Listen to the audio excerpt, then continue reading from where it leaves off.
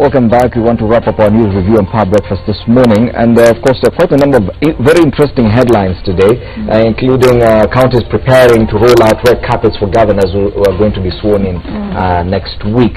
It's going to be very interesting as the whole country watches this handover of power from probably Dr. Kidero to Mike Sonko, and you see it happening across all 47 counties. It's going to be a very elaborate ceremony presided over by judges of the High Court and magistrates, and that list of who will preside over this assumption of office in as far as the judiciary is concerned is already out. So that's one of the big headlines. The other one is a two-thirds gender parity law, which of course will haunt the new legislators. Remember, even this current parliament runs the risk of being declared unconstitutional for failing. But it is not the, it's not the failure, it's the failure by the 11th parliament to actually enact that bill into law. Also, 8 outgoing Ukambani MPs have declared to support shifted their allegiance to Uhuru Kenyatta. Whether or not it does matter remains to be seen. After all, they're no longer in the National Assembly. But now I want us to look out for this other headline, and this is on page 13 of the Standard. Coast poll casualties consider next move. Losers back to drawing board. Winners prepare to take office, losers mull way forward as some plan to contest election results. There are quite a number. This is a spread, it's a two-page spread on the losers and what will happen to them. We're looking at people like Ababu Namwamba, Jacob Midiwo, Mary Emase, Boni Halwale. And these are just some of the few faces. Remember Chirao Mwakwere, Kazungu Kambi, Zedekiah Kiprop Buzeki. Now these are just some of the names. Remember some big, very big names lost out, Hassan Omar being one of them. These are some of the very vocal legislators we've had, especially in the Senate. The Senate lost quite a bit. Boni Halwale, Mike Sonko, but not in that way. Mike Sonko left the Senate to pursue a bigger post on the was successful. Professor Lonyango. Yes, but now we want to focus on those people who lost the races they went for. Boni Halwale, very good debater. Hassan Omar, very good debater, and I had accolades even in our discussions, people saying that was one person who should have actually remained in parliament. But what next? Even for Ababu Namwamba, for example, you shift allegiances. His star at some point looked like it was shining really brightly, then you just lose out and appear to be fizzling out of the political scene. Mary, what happens to some of these notable losers? First and foremost, it's very surprising that such big names lost. Even the fact that, for instance, Hassan Omar decided to run for governor of Mombasa was very puzzling, because I don't understand why he didn't read the feeling and the mood on the ground. Joho has immense support. Even bringing in Hezron Awiti to compete against him was next to impossible for Hezron to win. So I am very saddened by the fact that we've lost some of these amazing debaters. Hopefully there will be a voice of reason from the outside and continue to ensure that there are checks and balances. And maybe in 2022 we might see some of these faces coming back to run. But right now, very disappointed that a lot of them didn't read the mood on the ground. The fact of the matter is, 5 years out in the cold does change a politician. We're looking at someone like who's made it back, and Kimunya.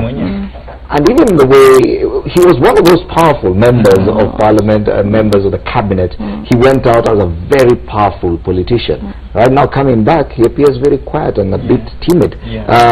Some of these big names, Jacob Midiwo, do you think they can actually 5 years later just show up and reclaim their glory? I mean, if they, first of all, they have to go back to the drawing board and start remobilizing afresh. But in terms of their presence at whichever level, I think it will be quite minimal, and chances are some of them might just become extinct.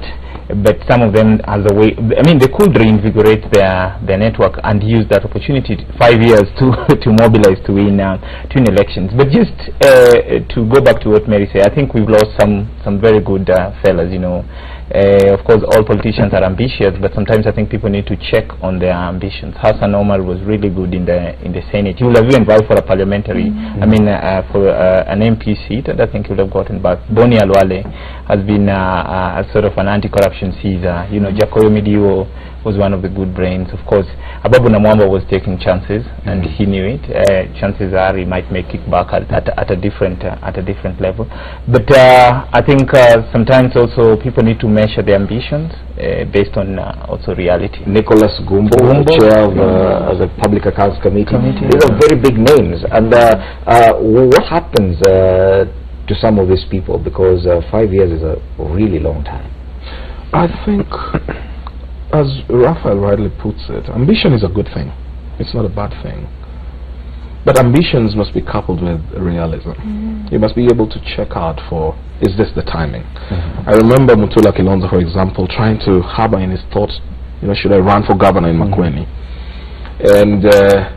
And forfeiting the thought altogether. Because he knows that post Kivuta Kibwana, it's just guaranteed. Besides, people like Kivuta have done so much on the ground. Probably has the best healthcare system in the county that should be borrowed by the country. And so I still look forward to not having some of these people entirely diminish from the scene. The other thing is, who among them is in the plan of the people who will be running for presidency? That will matter. You know, who does Uhuru think he ought to leave behind? Who does Ruto wants to have in his war chest going into 2022? That will then inform whether or not they will come back to the scene. But as I had said earlier, this is about time when some of these people, particularly the ones who are vocal against Uhuru, needs to be co-opted to public duty. I would really be interested to see someone like Timothy Bosire, the gentleman Kitutu Masaba, who refused to stand up when the president was there, and he's lost to a Jubilee parliamentarian in Nyamira. I would appreciate if Uhuru were to go back and say, you were my greatest critic when you are in ODM, but I think there is value in you. Now bring the ODM lenses into our progressive policy structure and framework. Reach out for the likes of Omar Hassan. Throw him into a cabinet role and tell him, you're the secretary of WIPA, and from time to time you also antagonized the Jubilee position. Now come on board and move this forward. So it's very interesting. Some of them who are not viewed as nationalists or having the opportunity or chance thereafter to rise to national politics may as well diminish, but most of them will come back. You probably Ababu Namwamba, for example. What future do you see? If you have age on your side, I remember Atueli being interviewed on Jeff Kwenade Live about Ababu Namwamba and the dangerous mistake. Ababu was a personal friend of mine, and I remember at the time I thought it was not calculative, even if he may have had grievances, because he was under the shadow of Raila Odinga. So the support he enjoyed was Raila Odinga's support. But he took the chances, albeit audaciously, and went. He lost by a small margin. He is a young politician, and in all fairness, I think Ababu is quite a talented young man. For all his mistakes, he still is. And so with age on his side, he's just about 40 now, almost 42, he can still re-engineer himself. 5 years later, he could thrust himself back into the limelight, right the wrongs, and move forward. Do you think we should probably go back to ODM and start from there? Well, I don't know how that will work and whether the ODM base will appreciate him. He just needs to make amends. If you have a support base that feels that you had done something that is not, according to them at least, very useful for yourself and for them, you need to reach out for them, particularly since I know he's very ambitious and he hopes that one day he could be a president of this republic in the future. Then he needs to make amends with those people. But these talented people deserve, particularly the young ones who still have age on their side, deserve to remodel themselves, even the old ones. There's no one who is too old to be in the public. So there's still hope for Jakoi Mirio, he could still come back? Yeah. A great, Otada is a great guy, it's called Otada, which means the tough-headed one. It would be great to have likes of Jakoi back, but again, the question is who has taken their place, because then some of them may be replaced by very able people, and then people in the long run would say, you know what, we choose to remain with the ones we have. But if they are chosen, if they are replaced by mediocre people, then it goes without saying they will go. We've seen a lot of first-term MPs, by the way, who were in the last parliament, came, did a term, and have gone back home because people really didn't tick with what they did and their aspiration. And you look at even in Mount Kenya region, people like Martha Karua. She a very powerful cabinet minister at some point, has her own political party, runs for president, loses, runs for governor, loses. What next for Martha Karua? I don't know about Martha Karua much, but I can say that she's a brilliant brain, yes, but I don't know much about her options. However, what I can say is that most of these people who have exited, I don't call them losers. For me, I just say it as if it's just a break they've gotten from active politics. Most of these people who have gotten that kind of a break now realize that they have an opportunity to serve the people of Kenya at different capacities. I'll give you a good example. Somebody like Francis Kimemia exited government. What did he do? He went and started working with the community to develop his own community, and now he got overwhelming votes and got to be elected as governor. You do not have to be a member of parliament to be able to contribute to the development of this country. You do not have to be a governor or any other position, elective position, to contribute to the development of this country. Start up at your own grassroots level. Start up with small initiatives, show leadership in developing the community at that particular sphere, and gradually you're going to raise back up. So all these guys who look at someone like, for instance, Martha Karua, she didn't win the presidential, but she didn't give up. She ran in a Kenya party, and she ran in a Kenya party to another election. So that is what you call leadership. So you can actually show leadership, you can display leadership at different levels, not necessarily having been in an elected position. And that is what we want to see from these guys. And Fred, I think bouncing back will be extremely difficult for a number of them. I mean, once you're out, I think the dynamics are different out there. I mean, if I was to advise them, like Eric is saying, I think they shouldn't try to be politicians outside the various houses. I think they should find other things to do and other ways of serving. But having said that, I think it will be very, very difficult for them to bounce back. Look at Henry Kosgei, JB Kilimo, and the number of them. It's so Christopher difficult. Kirwa, And remember, his tried come back. Across the country, leaders are becoming younger and younger and younger. So if you are, especially in parliament, especially in parliament. So if you are beyond 45, I think chances of you bouncing back will be so difficult. So I think they need to find other roles. And forgive me for going back to the issue of Martha Karua, because now, unless she's appointed to a government position, probably in cabinet by the president, what does she do next? You have Anwar Guru here, who's just on her first term as governor. You tried the presidency failed, the governorship is. What next do you do? Well, you do remember when the president went to Kirinyaga and told the voters, either or, I will make sure I work with whoever loses.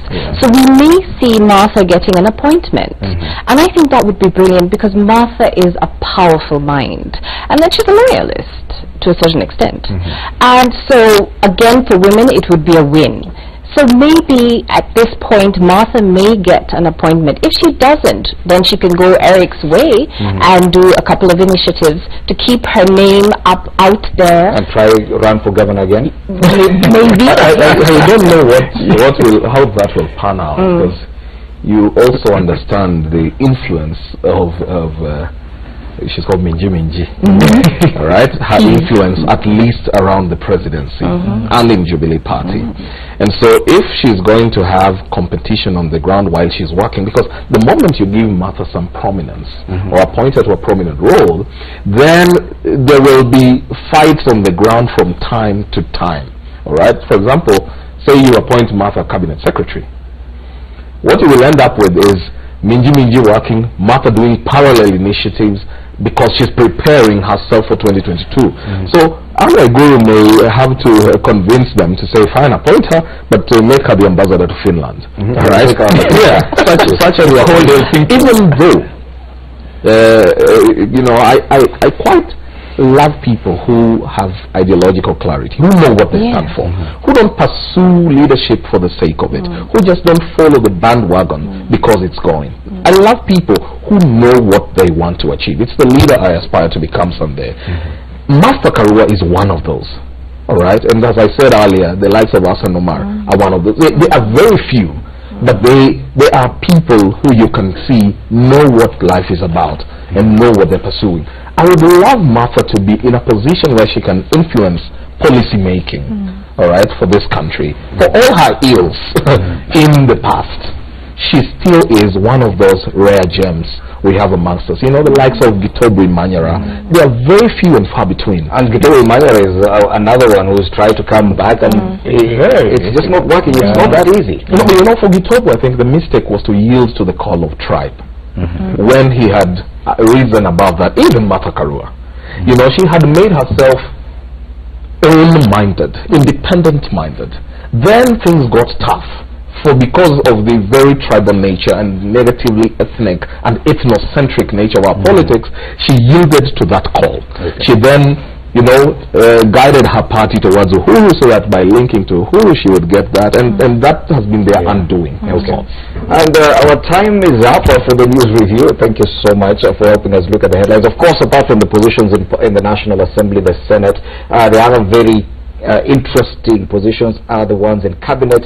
Will President Uhuru Kenyatta be seeking to do a reshuffle? Will people like Fred Matiang'i be retained and in what pockets? And in what pockets? Because he's performing in quite a number. But it will be interesting to see how the president handles his cabinet going forward, because even the Deputy President William Ruto must have a say in this one. Remember, 2022. Well, that has been our news review this Tuesday. Thank you so much for watching. Mary Mwangi, asante sana, Rafael Obonyo, David Osiani, and Eric Wanjohi. My name is Freddie Ndimuli. Good morning.